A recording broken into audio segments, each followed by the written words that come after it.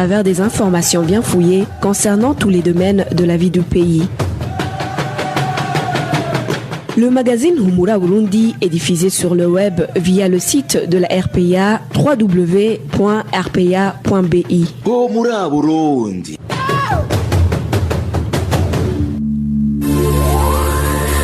À la présentation, Inès Gakiza. 16h45 dans les studios de la RPA. Merci d'avoir répondu au rendez-vous. Bonsoir et bienvenue au magazine Humura Burundi de ce jeudi 1er octobre 2020. Commençons par les principaux titres.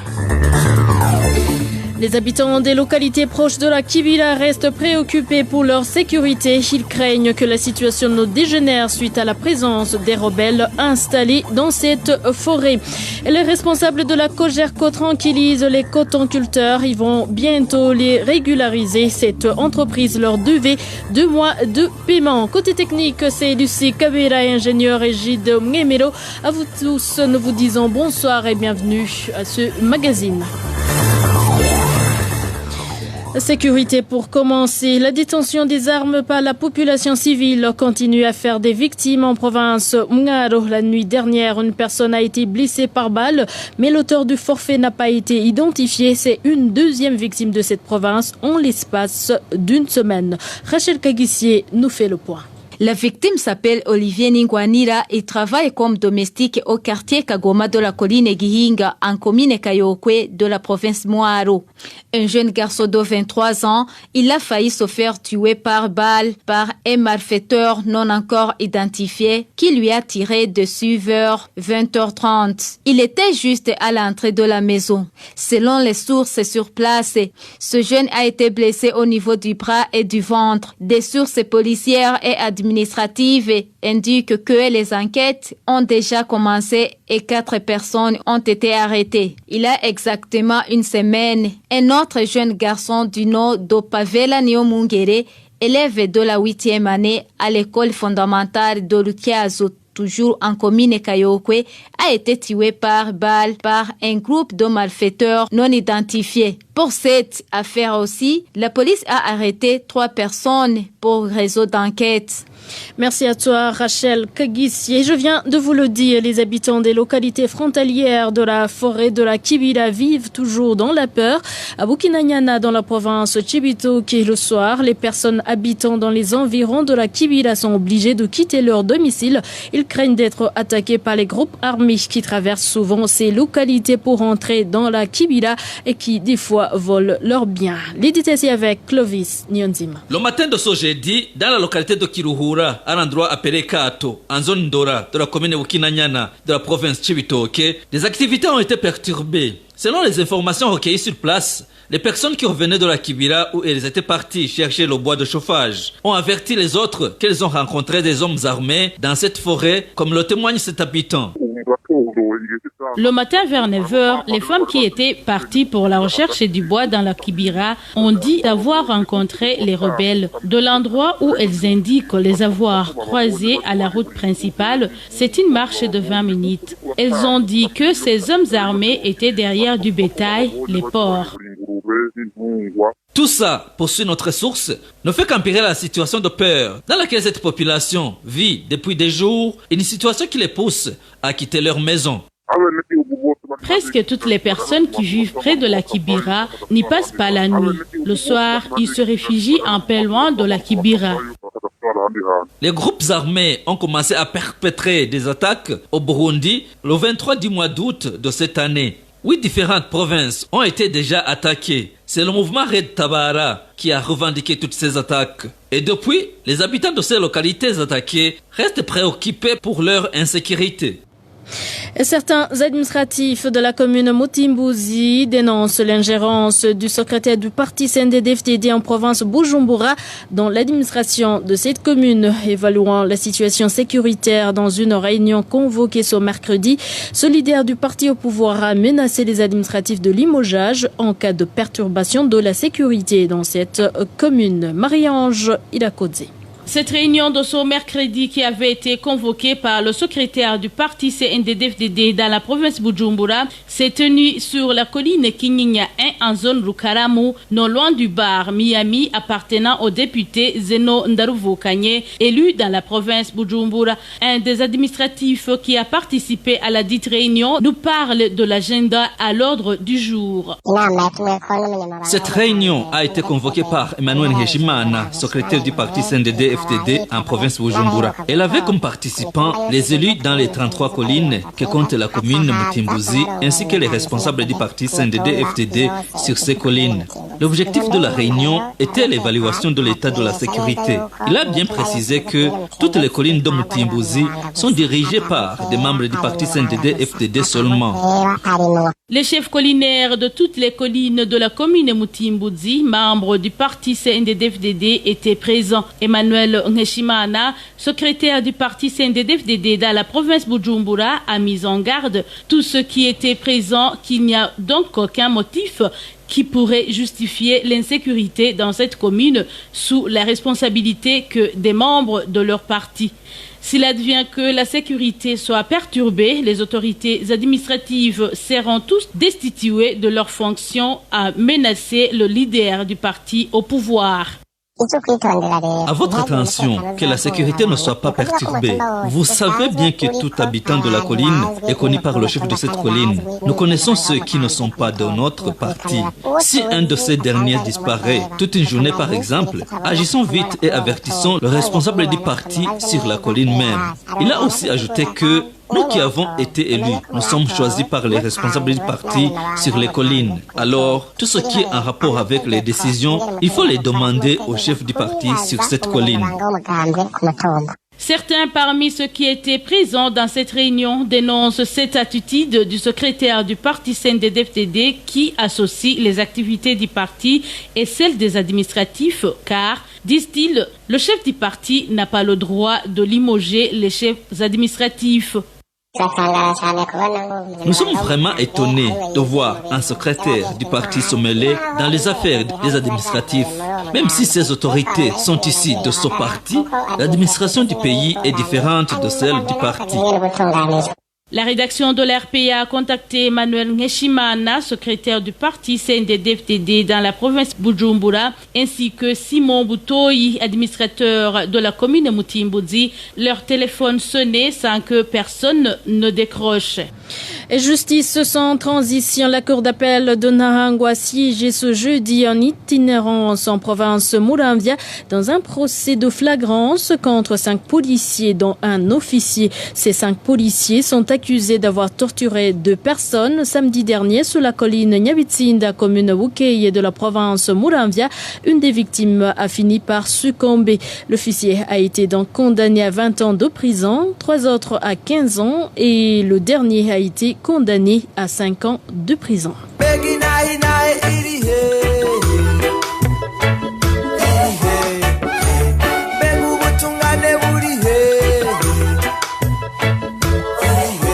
RPA reste solidaire avec les journalistes du groupe de presse Iwachu, Agnès Ndirubusa, Christine Kamikazi, Terence Modenzi et Egide Harerimana en détention depuis le 22 octobre 2019. Ils ne sont victimes que de leur métier de journaliste.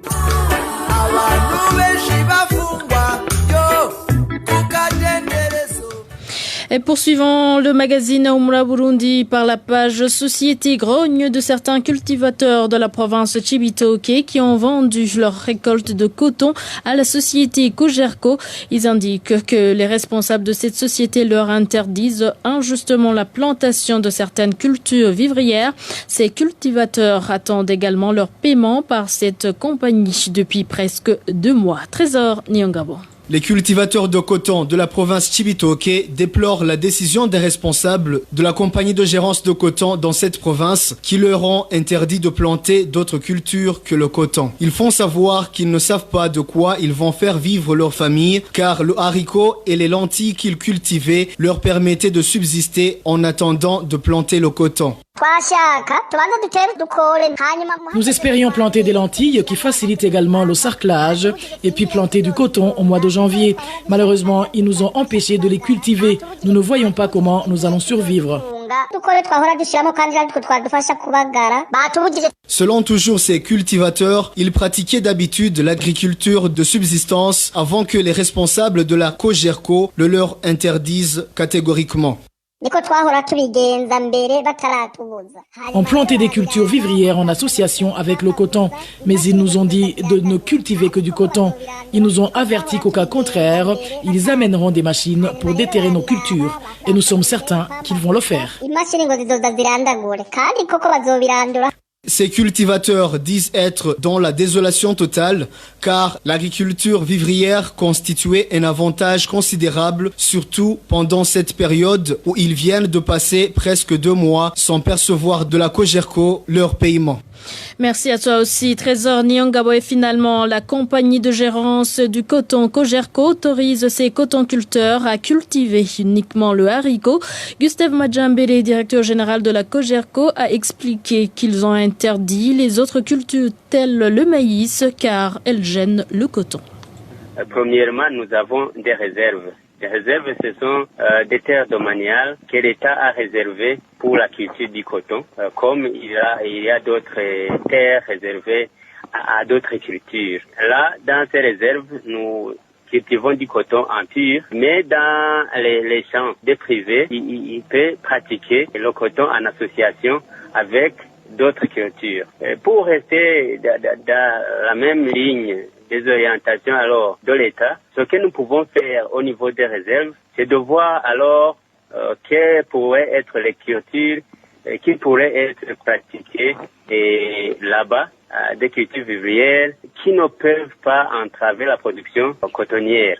Vous entendrez par là que ça doit être des cultures à cycle court qui vont être récoltées avant le semis du coton. C'est-à-dire que la culture alors que nous avons qui est autorisée pour ceux qui en ont demandé, c'est la culture du haricot. Parce que la culture du haricot, nous avons vu que donc pour cette saison, vous voyez qu'on prépare la terre durant le mois de septembre.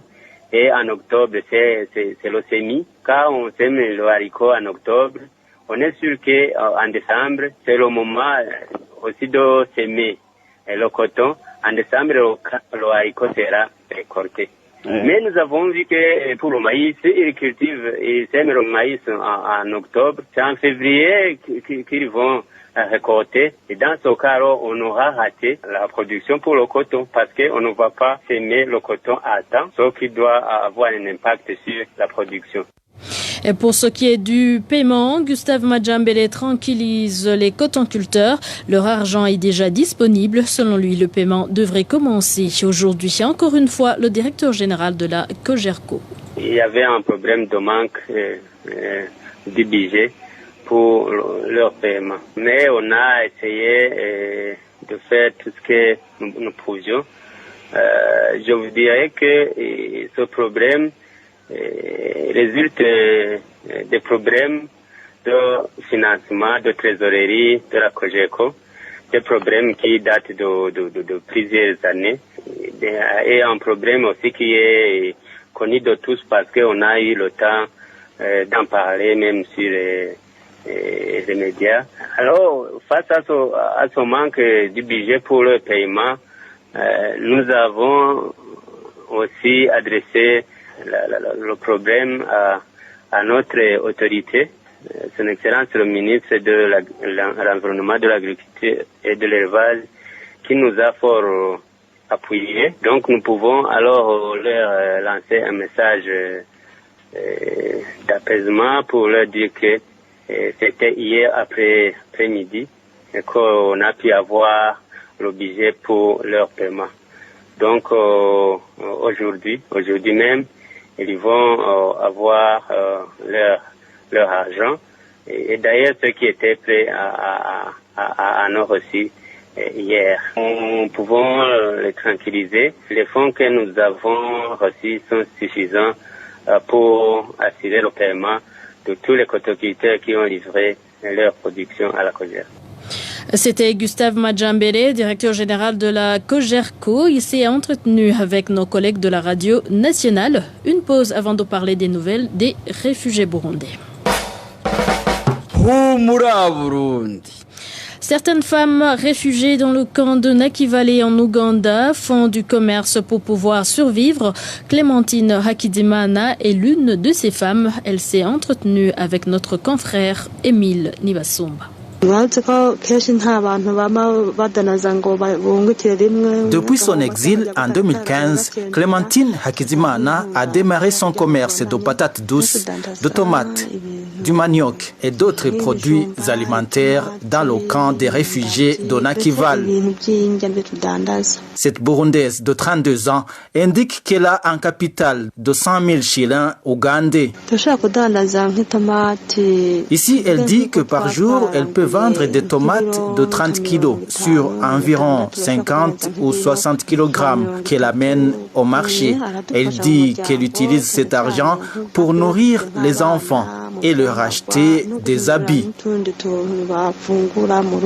Clémentine Hakizimana demande à différentes organisations de lui accorder une assistance financière car selon elle, le grand défi dans son commerce, c'est le capital qui est très maigre. Et voilà, c'est par ici que nous mettons point final au magazine Humura Burundi de ce jeudi 1er octobre 2020. Merci à mes collègues de la rédaction qui ont préparé les différents sujets que vous avez suivis. Merci également à Lucie Kabera, ingénieure régie de Mgemero pour leur parfaite collaboration technique. Au micro, vous étiez avec Inès Gakiza.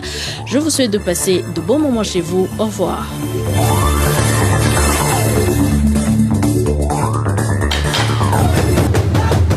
C'était le magazine Humura Burundi.